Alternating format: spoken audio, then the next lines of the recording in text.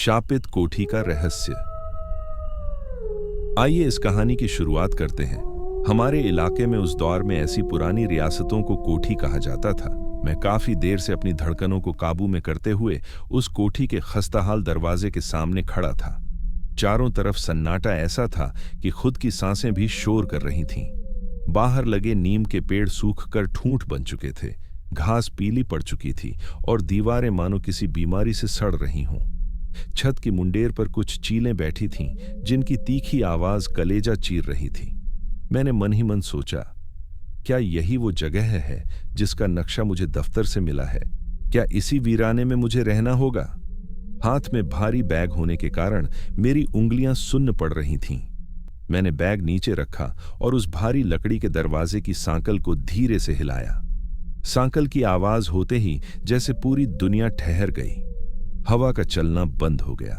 तभी अंदर से मुझे भारी जूतों की आहट सुनाई दी। कोई अंदर से चलकर दरवाजे की तरफ आ रहा था। मेरी नजरें उस दरवाजे की दरारों पर टिक गई थीं। ऐसा लग रहा था जैसे वो दरवाजा मुझे अपनी ओर खींच रहा हो। तभी अचानक कहीं से किसी मासूम बच्चे के बिलखने की आवाज आई। रूह कांप गई मेरी। मैं वहां से हिल भी नहीं पा रहा था और तभी एक ठंडा हाथ मेरे गले पर महसूस हुआ। मेरा पूरा शरीर बर्फ की तरह जम गया। मैंने मुड़कर देखा तो वो हाथ किसी इंसान का नहीं लग रहा था, सफेद झुर्रियों वाला और जिस पर काली राख चिपकी हुई थी।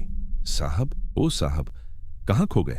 एक जोरदार झटके के साथ मैं उस खौफनाक मंजर से बाहर आया। मेरे सामने एक आदमी खड़ा मुझे हिला रहा था। मैं हाँफ रहा था और पसीने से तरबतर था। अरे साहब, कब से आवाज दे रहा हूं आपको? आप तो जैसे पत्थर हो गए थे। मैंने कोई जवाब नहीं दिया, बस उस कोठी को देखता रहा। चलिए साहब, मैं ठाकुर साहब का आदमी हूं। स्टेशन पर आपको लेने आया था, पर आप पैदल ही निकल आए। आपका सामान देखकर समझ गया कि आप ही वो नए सर्वेयर हैं जिन्हें हवेली की पैमाइश के लिए भेजा गया है। उसकी बातों से मेरी जान में जान आई।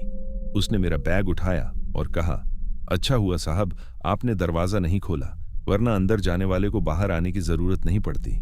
आइए मेरे पीछे। मेरा नाम रामू।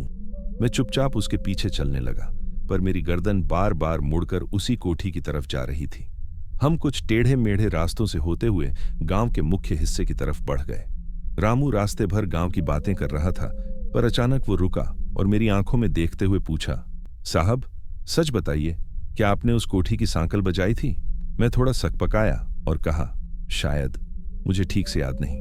उसने एक ठंडी आह भरी। चलिए, दुआ कीजिए कि नहीं बजाई हो, क्योंकि जिसने भी वो सांकल बजाई वो फिर कभी चैन से नहीं सोया। मैंने हंसकर पूछा, क्यों? ऐसा क्या है उस खंडहर में?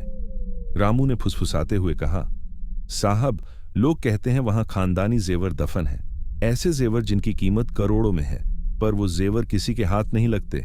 तो तुम लोग क्यों नहीं निकाल लेते? मैंने छुटकी ली। साहब, वहां जाने की कुछ शर्तें हैं, और वो शर्तें क्या हैं ये किसी को नहीं पता।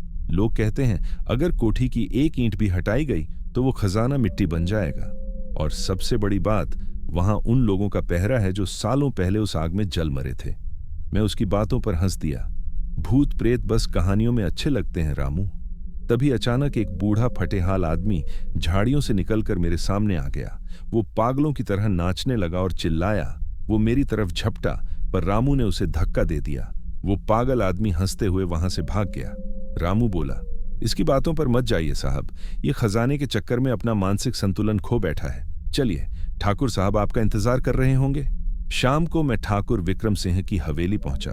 वो गांव के सबसे रसूखदार इंसान थे। खाने की मेज पर बातों बातों में मैंने उस कोठी का जिक्र छेड़ दिया। ठाकुर साहब, वो रास्ते वाली कोठी किसकी है? सवाल सुनते ही ठाकुर साहब का हाथ रुक गया।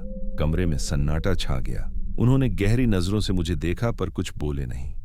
थोड़ी देर बाद उन्होंने कहा, वो हमारे पुरखों की थी, अब वहां कोई नहीं रहता, और बेहतर होगा कि आप अपना काम करें और उस तरफ न जाएं। उनके लहजे में एक चेतावनी थी। खाना खत्म होते ही उन्होंने मुझे मेरे कमरे की चाबियां दी और रामू से कहा कि मुझे आरामगाह तक छोड़ दे। जाते जाते रामू ने मेरे कान में कहा, साहब, वहां ठाकुर साहब का पूरा परिवार जलकर खाक हुआ था।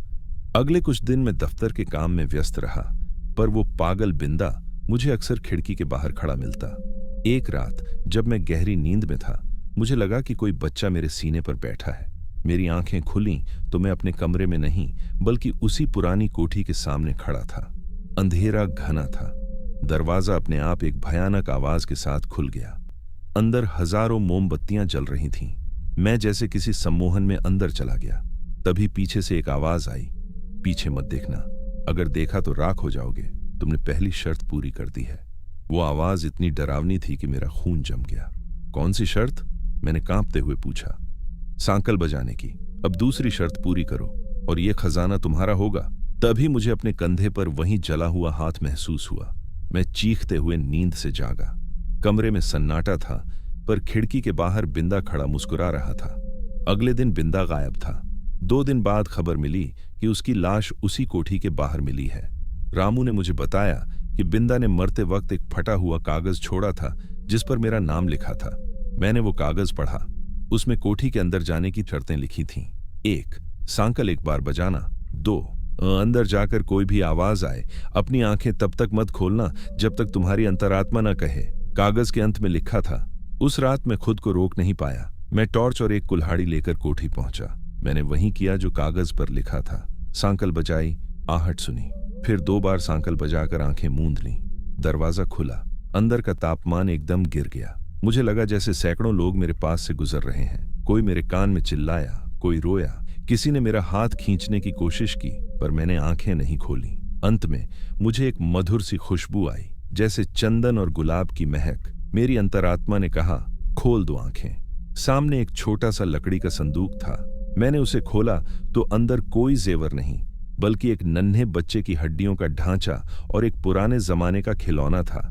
जैसे ही मैंने उस ढांचे को छुआ, कोठी की रूहानी आवाजें शांत हो गईं। मेरे सामने एक औरत की धुंधली परछाई आई।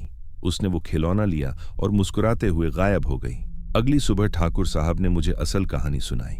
बिंदा दरअसल ठाकुर साहब का सगा छोटा भाई था, जिसने अपनी बहन और उसके नाजायज बच्चे को समाज के डर से उस कोठी में कैद कर दिया था।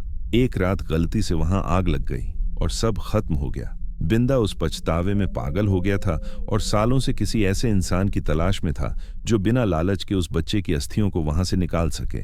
मैंने वो अस्थियां गंगा में विसर्जित की। उस दिन के बाद उस कोठी से फिर कभी किसी बच्चे के रोने की आवाज नहीं आई।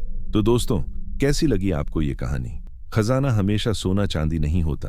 कभी कभी किसी की आत्मा की शांति ही सबसे बड़ा खजाना होती है। अपनी राय कमेंट में जरूर बताएं। मिलते हैं अगले एपिसोड में। धन्यवाद।